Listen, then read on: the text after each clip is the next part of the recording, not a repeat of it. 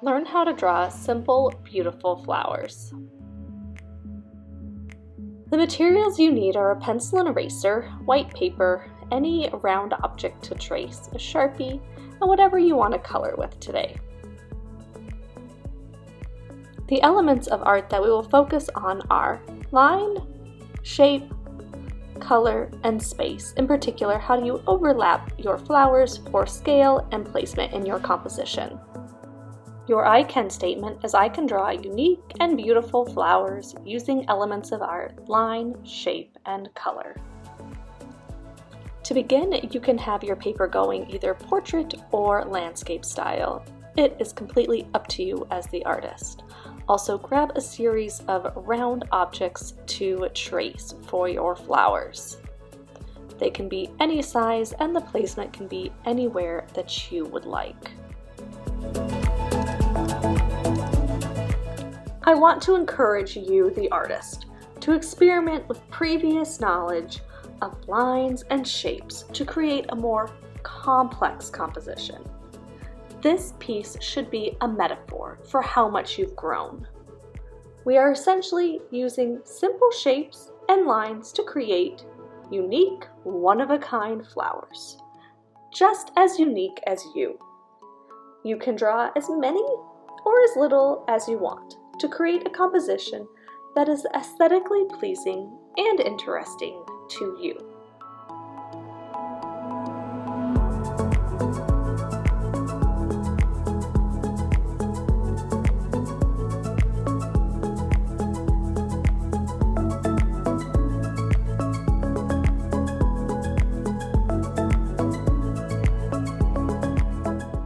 Once you get to the petals, I also like to practice with different shapes.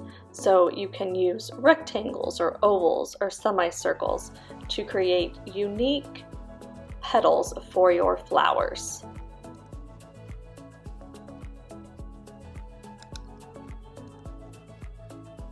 My demonstration is only to give you an idea of where to begin, but none of ours should look exactly the same.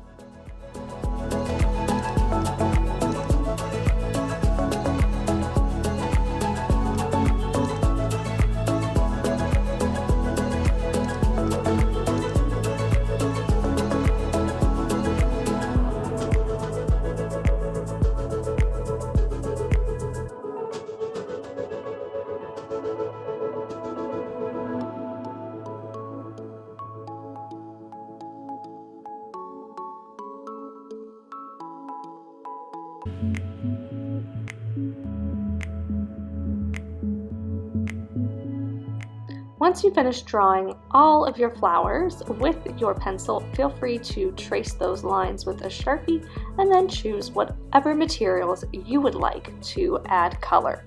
I'm going to use bright, vibrant Crayola markers, but feel free to use colored pencils or crayons.